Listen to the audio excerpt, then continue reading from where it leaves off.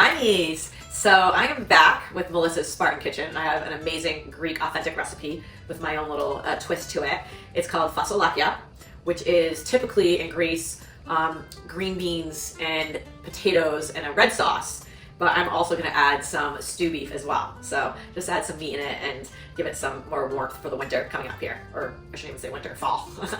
So first, for the fasolakia, we always start with the olive oil, right? So you have your pot here, and if you have a pressure cooker, which I did, and it's broke right now, so it's not gonna help me out, put the olive oil in first. So I put my gas on high, and I have 1 cup of Greek unfiltered extra virgin olive oil. You want the best of the best, right?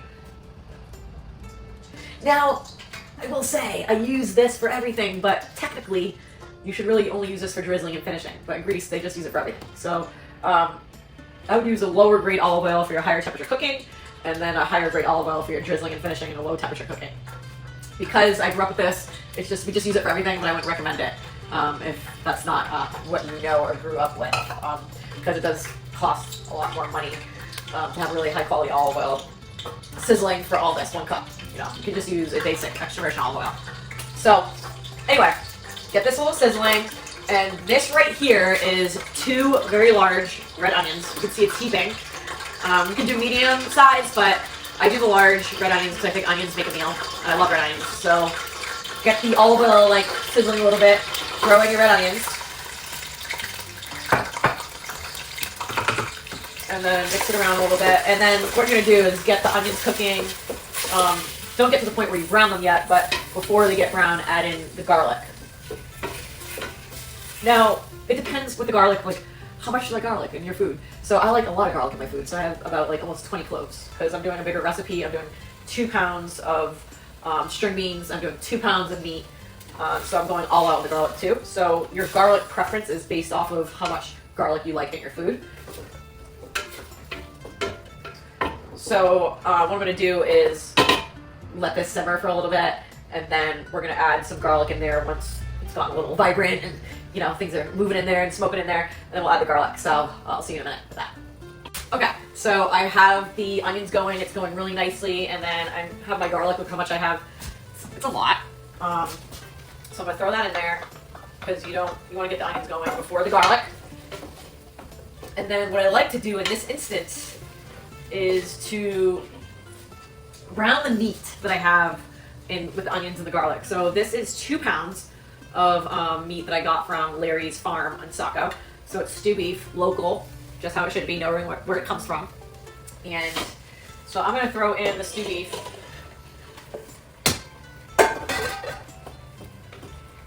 In with the garlic and the onions, and that way I can brown the meat. And when you brown the meat within the onions and the garlic, it really creates way more flavor for your whole meal in general. So doing that right now and mixing it around so it's really going to get each edge of the meat. So what I'm going to do is I'm going to continue to mix it around so each edge gets the the garlic and the onions, and brown it up a little bit before we do anything else. So that's my next step. All right, so I've had the meat browning, and it's doing great. So now we're ready for the next steps, right? So you have the meat browned, everything's smelling amazing, and then what you want to do next is add in, I have the parsley. I have half a bunch of parsley, like a huge bunch. Half of that is going in. And I'm also going to add the string beans because we want the string beans to go in and kind of get in on the ground level and kind of saute a little bit before putting in the sauce, right? So this is 2 pounds of string beans from Larry's farm, same as the meat. I'm all about supporting local, buying direct, super huge for me. Not to mention everything is organic. So we have the string beans, the parsley, and we're going to mix that right in with the stew beef and the olive oil, the onions, and the garlic. And just get that all mixed in and sauteing before we add the sauce.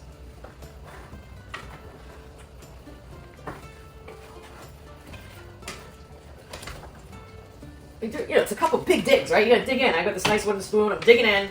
And I'm making sure everything is mixed in really nicely. Okay? And then once things start to sizzle in there, then we'll talk about the next steps. All right, so we have the string beans, the stew beef. It's all sizzling together so amazingly. So next we need to add tomato sauce. Now, I had so many tomatoes in my garden, and I have a huge, huge pot of tomatoes. So you don't need as much as this. Like literally all you need is, like if you have this size can, use 4, or if you have the double cans, use 2 with a little water. But I really need to use my tomatoes, so I'm overdoing it with the sauce.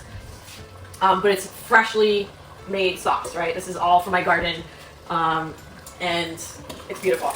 So, woo! That's filling up to the top. Oh my god, this looks so beautiful though. And so I'm gonna mix it around. I'm mixing around the tomato sauce with the olive oil, the string beans. It looks so amazing.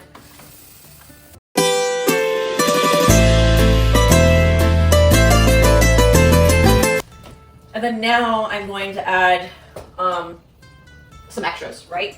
So I have potatoes. I have 5 red potatoes. I'm gonna throw in there. I'm just really gonna bring it to the top.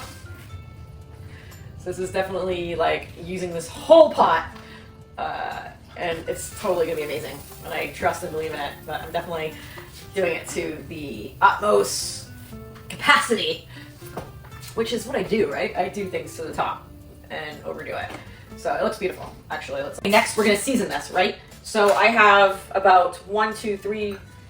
I have this large Greek bay leaf and about, whoop, they slipped. About 4 or 5 little small ones. So I'm gonna crack them a little bit and I'm gonna throw them in the stew. Because bay leaves are amazing, and these are wild Greek bay leaves. And what I'm also going to do is I have this Greek honey. It's wild forest and thyme honey. So I like to add, instead of sugar, because a lot of like people in Greece, they add sugar. I'm not gonna do sugar. I don't use sugar in anything. But I'm going to add a nice tablespoon of this Greek thyme honey. Now, you can add more than a tablespoon. I might add more after I have to taste it. Depends if you like a little sweetness to it or not. If you don't like a little sweetness to your recipes, then do not add the honey. But with this dish, I do find that I enjoy, and other people enjoy, a little honey and cinnamon. So that's exactly what I'm gonna do, is that I put the tablespoon of honey. And what I'll do is after it like simmers for half an hour, I'm gonna taste it. And if I'm not tasting a little bit of sweetness that I need, not much, just a tad, then I'll add a little bit more. I'm also going to add, there's a cinnamon stick. I'm gonna break it in half. I'm gonna do 2 cinnamon sticks, broken in half. Because I do love the cinnamon. And then I have Greek black pepper. And you're gonna put a lot of pepper and salt to taste. So I'm gonna do a lot, because we all like a lot of pepper, and this is a huge dish right now. So, I mean, I'm gonna sing with it and dance with it, put attention into it. Thank you, black pepper. You're doing an amazing job for my food, adding such comfort and amazingness. I'll probably add more after too. And then we have sea salt from Greece, which you wanna add a ton of. Just, you wanna do a lot of it. So I'm gonna do a little bit right now until my hands are sore, and then I'll add more after, but you definitely wanna do enough of that. And then I have wild Greek oregano. So I have a heaping tablespoon. I'm gonna put 2 tablespoons of wild Greek oregano. Let's mix this all together.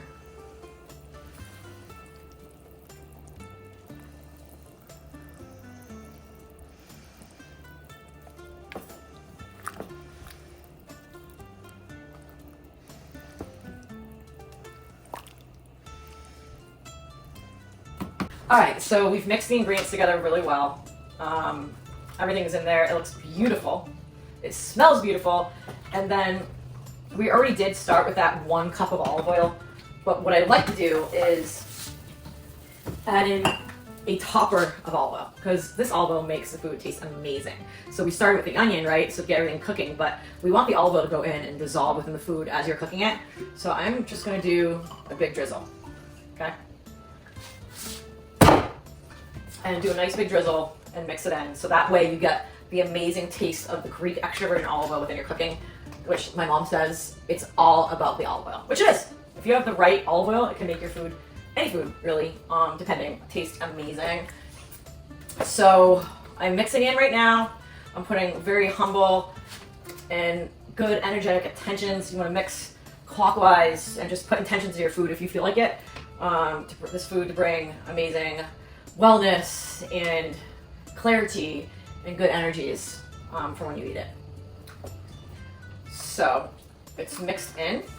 And so what I'm going to first do is I have it on high heat. I'm going to let it come to a boil. Okay, I'm going to let it come to a boil first with the cover off. And then once it comes to a boil for a few minutes, I'm going to put it on low and let it simmer for about an hour.